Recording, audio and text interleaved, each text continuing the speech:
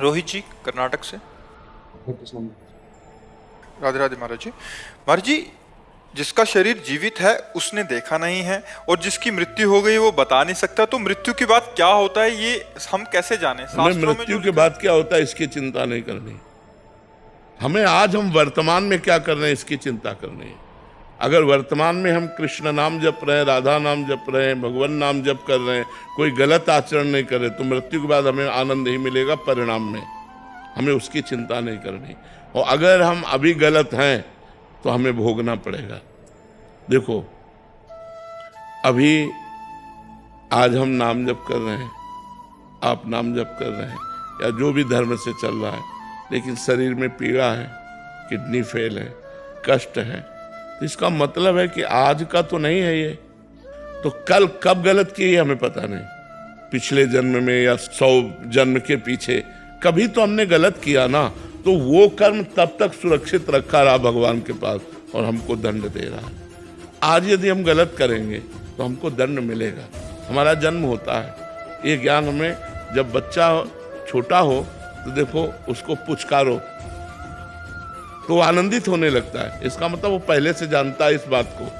और उसको ऐसे करो तो रोने लगेगा वो, उसके मुंह में दूध की बोतल लगाओ वो पीने लगेगा। इन सब बातों से पता चलता है पूर्वाभ्यासी है, इसको ज्ञान है।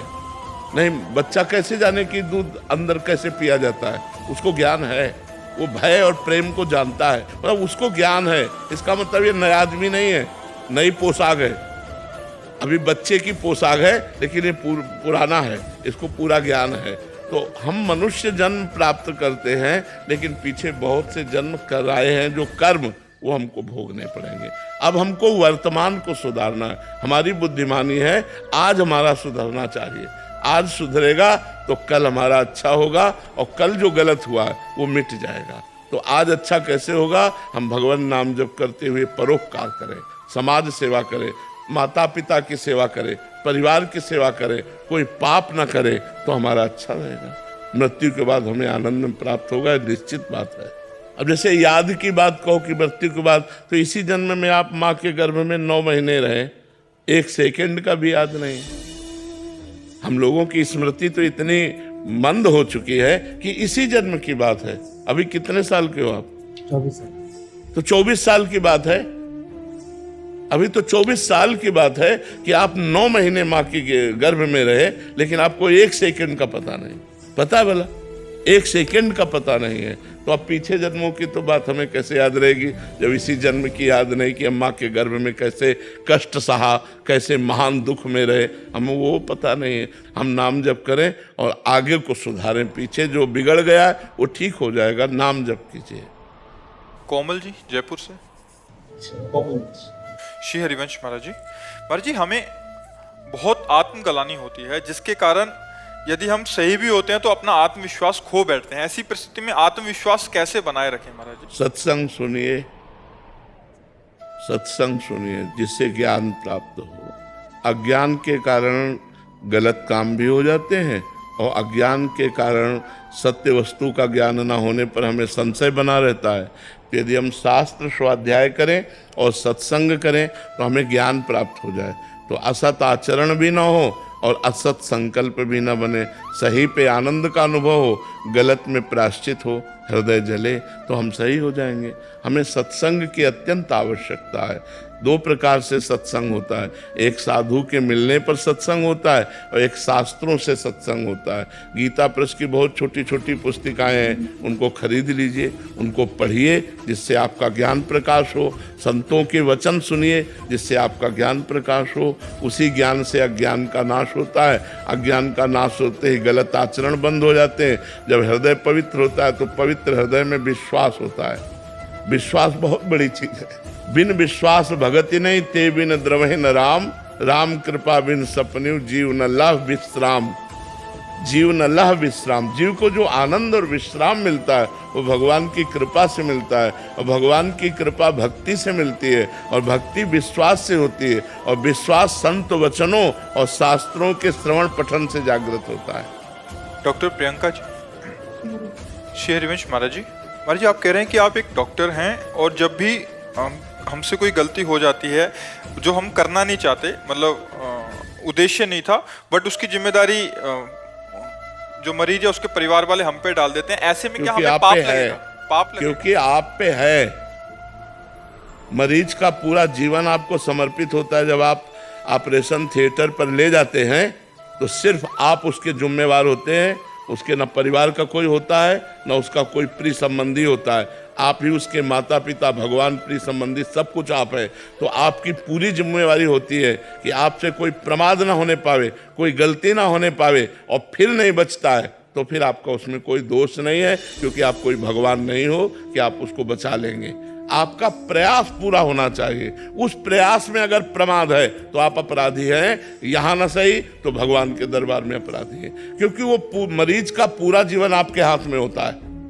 आप चाहे जहाँ काटे, आप चाहे जहाँ जो जैसा व्यवहार करे, वो तो बेहोश आपके थिएटर में केवल आपके ऊपर समर्पित है।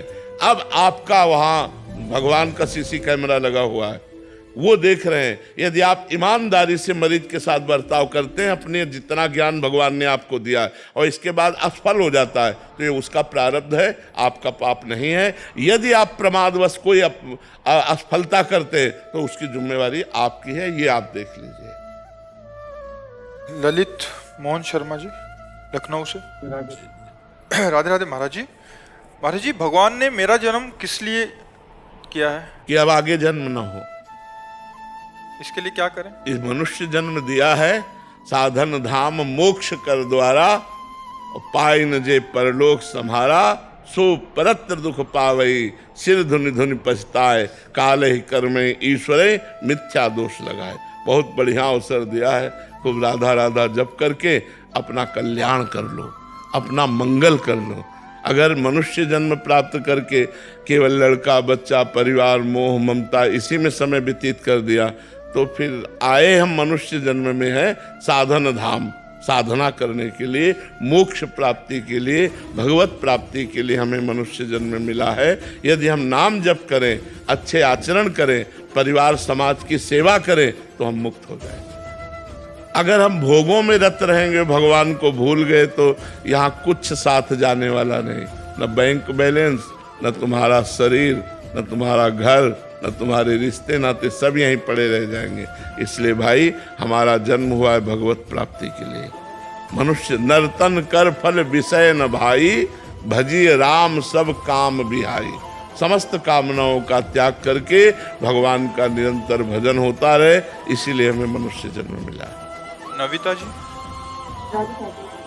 राधे राधे महाराज जी। महाराज जी, मन की अवस्था है कि किसी भी को देखकर मन में कुछ भी भाव आ जाता है, या कभी जजमेंट से आ जाती है कि मतलब जैसे घर में बच्चे हैं, अगर दुर्व्यवहार कर रहे हैं तो क्रोध आ जाता है और सोचा और बोला जाता है जो मन अंदर चल रहा हो। तो महाराज जी, ऐसे में एक कर्म बन जाता है क्या? हाँ, क्यों नहीं, कर्म क्यों नहीं बन जाता है। यदि हमारा कटु व्यवहार है बच्चों के प्रति, एक मर्यादा है। माता पिता और गुरु और शिक्षक ये अपने शिष्य और अपने बच्चों पर दोष दर्शन कर सकते हैं, इनका अधिकार है।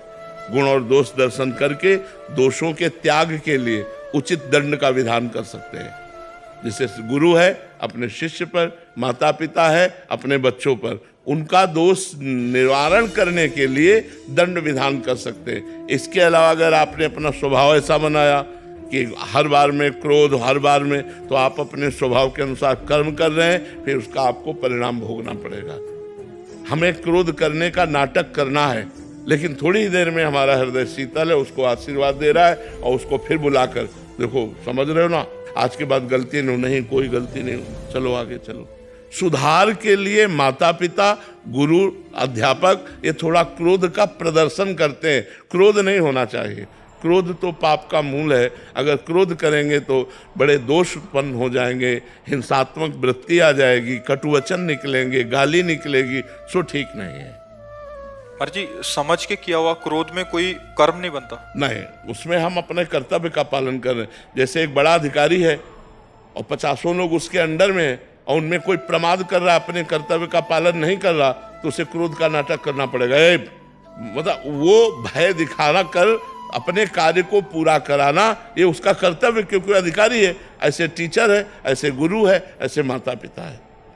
तो हमें अपने कर्तव्य के पालन करने